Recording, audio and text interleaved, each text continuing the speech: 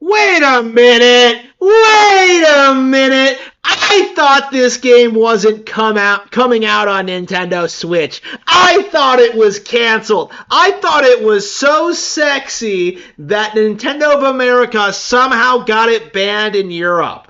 I thought the woke SJWs were working overtime over the holidays while the Japanese were on their holiday break to prevent this Japanese kino from hitting Western shores. I thought that the bikinis were censored from the Nintendo release. Why is it coming out today?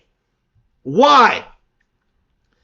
The narrative that this was canceled was prevalent last month on the 20th, like just before Christmas, like the week before Christmas. Like this was all anybody could talk about, like Nintendo censoring our games, like they're going after Japanese devs, and now they're gonna come after you. Like Nintendo is the most censorship happy company in the industry. Please pay no attention to what Sony and Xbox are doing. Like Nintendo is the devil. It was one of the most brazen, blatant attempts at astroturfing I've ever seen. This seems to be the trend with this company, because I've seen them do this a couple of times. Idea Heart, I think they're called.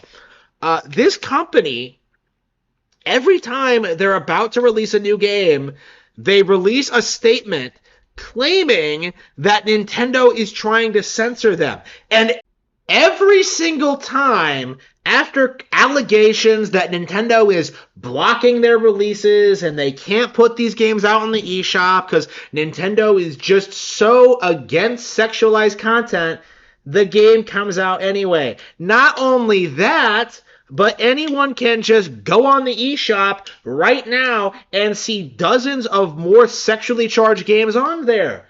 Right? Like, it's really odd how this always seems to happen to this specific company. And not only does it only seem to happen to these guys, Nintendo themselves have never actually claimed that they're blocking the release or said that their guidelines have changed or offered an explanation as to why this is happening, almost like it's not actually happening, and this developer is making it all up to self-promote themselves to fanboys. And this is all it boils down to, I think, is that the Neptunia devs are desperately trying to gaslight people into thinking their games are a much bigger deal than they actually are. The only time I hear about this series is whenever they claim that they're being censored by Nintendo. I'm sick of it, right? And I'm calling them out right now on this. I've seen this happen too many times. Like, I've been noticing this for a while, over the past couple of years. Like, if Nintendo was really cracking down on sexualized content, wouldn't they go after other bigger developers? Why would they target the poor little niche dev that nobody actually cares about, right? Like, to me, it's just obviously not true. Nintendo puts out more sexual games than this. Right? Like, what is this idea that Nintendo is censoring games? Where is it coming from? Why are people still blindly believing this allegation? And why, every single time these games come out anyway, after supposedly being blocked, does everyone turn a blind eye to it?